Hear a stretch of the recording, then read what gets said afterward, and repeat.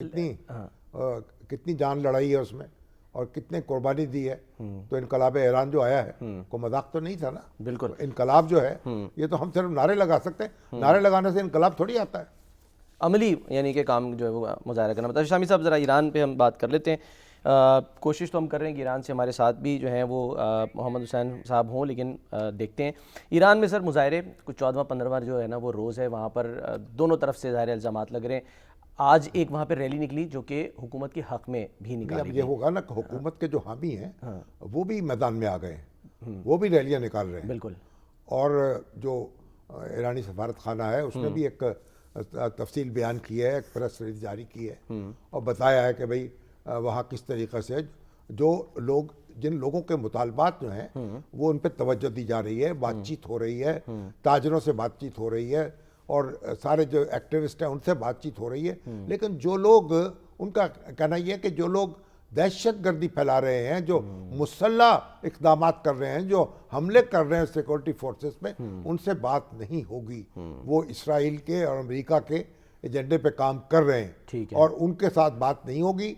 और कौम जो है, और तो कहते हैं कि हम काबू पा लेंगे और एक तहर्रुक जो है उन पर हुआ है। लेकिन अब प्रेसिडेंट ट्रंप जो है वो तो इस ताक में बैठे हुए हैं कि किस तरह क्या कार्रवाई करनी है, कार्रवाई जो है वो और धमकियां दे रहे हैं। हाँ जी। उधर इसराइल जो है वो भी अपना बड़ी खूनखार निगाहों से देख रहा है। शामी साहब, क्या माजी को जहन में रखते हुए यानी कि अपनी फ़ौजें उतार सकता है ईरान की जो यानी कि जो ताकत है, फ़ौज है, उस काबिल है कि वो जिस तरह से ईरान के माजी पास में लड़े? बड़ी मजबूत फौज है। हाँ। को 5 लाख उनकी अफराद पे मुश्तमिल है। ठीक है। 5 स्ट्रेंथ उसकी ठीक है। 5 लाख के करीब है।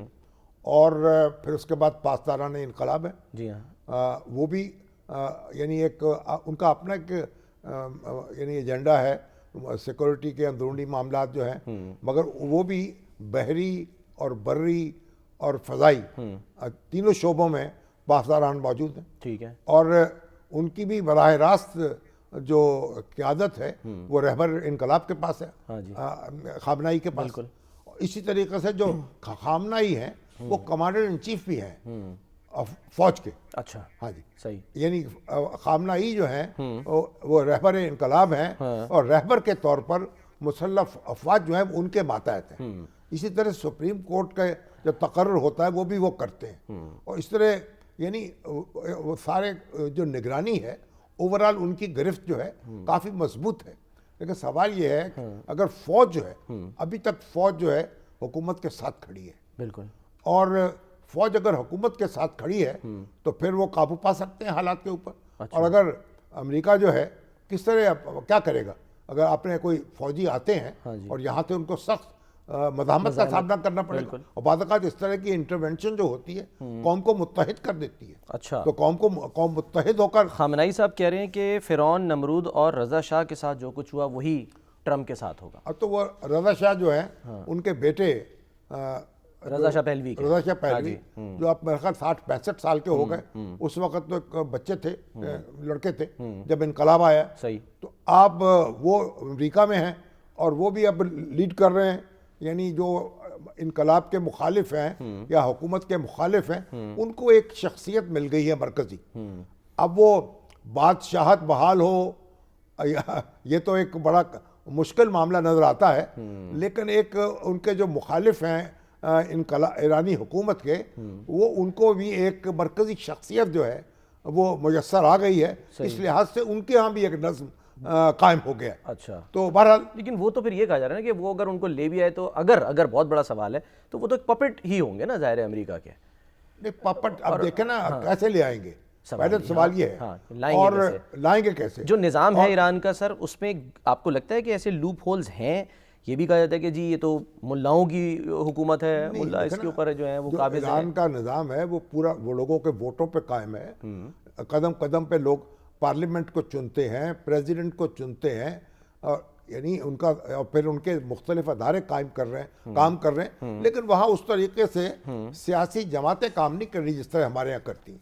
अच्छा। हाँ, जिस तरह तो इस लिहाज से और फिर ये भी होता है कि जो लोग इलेक्शन में हिस्सा लेते हैं या सदारती उम्मीदवार भी या पार्लियामेंट के अरकान भी, उनको फिर उनकी निगहबान, शुरा निगहबान जो है वहाँ से क्लियरेंस लेनी पड़ती है। सही है। जो उसको जो क्लियर करते हैं वो इलेक्शन लड़ता है।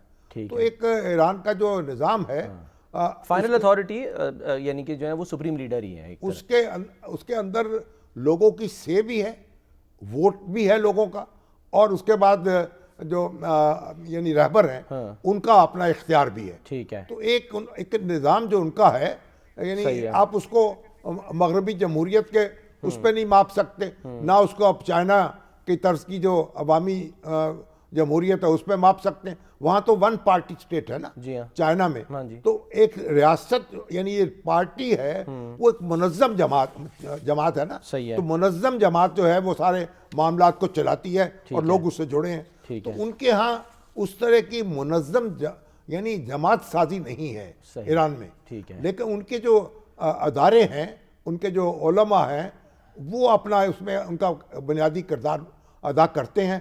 लेकिन यानी ये सियासी जमातें उस तरीक़े से इलेक्शन लड़ रही हों, एक दूसरे के मुकाबिल हों और उनको खुली छुट्टी हो, तो ये ऐसा नहीं है। ठीक है। तो उनका जो निज़ाम है उसमें उनको जायज़ा लेना चाहिए कि इसके अंदर क्या तरामीम हो सकती हैं, क्या, ताकि लोगों की भड़ास निकले। यानी अपोजिशन हम कह लें कि ईरान में ऐसी नहीं है कि जिसको कोई सपोर्ट करे या कुछ करे, ईरान में ऐसी नहीं है यानी। नहीं, अब इस तरह नहीं है कि अपोजिशन जैसे हमारे यहाँ होती है। सही है। एक यानी अपोजिशन है और एक हुकूमत है। वो तो प्रेसिडेंट इलेक्ट हो गए, ठीक है। तो बराह रास्त वोटों से इलेक्ट होते हैं। ठीक है। प्रेसिडेंट तो फिर उसके बाद पार्लियामेंट के अंदर मुख्तलिफ अनासर मौजूद होते हैं। लेकिन उस तरह से जो यानी पॉलिटिकल प्रोसेस वो नहीं चलता जो हमारे यहाँ चलता है। अब हमारे यहाँ तो देखें ना, जो जिन लोगों के यहाँ पार्लियामेंट है, सियासी जमातें हैं, अब हमारे यहाँ यहाँ तो रजीम चेंज बहुत आसान है। अच्छा। पार्लियामेंट में आप नाराज हैं, वोट ऑफ नो कॉन्फिडेंस लेकर आ जाए। लोग तो उसको लाने पर भी नाराज हो जाते हैं कि वो क्यों लेकर आए। अगर आप उसमें, तो यहाँ तो तहरीक भी चला सकते हैं, फिर ऑल्टरनेट भी मौजूद होता है। मगर वहाँ ये है कि उस तरीके का नज़्म इंतजाम नहीं है, अब नहीं है। तो जब रजीम चेंज की बात वहाँ होती है तो वहाँ तो गोया मालूम होता है कि हर चीज़ उलट जाएगी। तो ये एक सिस्टम की मजबूती भी है और उसकी कमजोरी भी है। अच्छा। चेंज जो है ना, उसका भी एक गुंजाइश सिस्टम के अंदर होनी चाहिए। अच्छा। तो उसको तहबाला किए बगैर आप तब्दील कर सकें। ठीक है सर, वक्त लास्ट मिनट है, मैं तो बस वो देख रहा था, acting president of Venezuela Donald Trump साहब ने वो अपनी पिक्चर लगाई और कह रहे हैं जी मैं तो अब ये यहाँ का जो है ना एक्टिंग प्रेसिडेंट बन गया। वैसे एक्टिंग तो अच्छी करते हैं वो। अब जो चाहे कर लें। वो वेनेजुला कहते हैं मेरे पास है, अब ग्रीनलैंड पे उनकी नज़र है। और वेनेजुला में जो कुछ उन्होंने किया है, अब ईरान को अब धमकियां दे रहे हैं और फिर कह रहे हैं को कायदा कानून जो है मेरे लिए है नहीं, मेरी तो अपनी अखलाकियात है जो बस उसी के मुताबिक मैं चलता हूँ। और अभी जो वेनेजुला का जो सिक्योरिटी गार्ड है, जो मादोरो का जो प्रेसिडेंट का, उसने जिस तरह बयान किया है। सर इस पर हम कल बात करेंगे।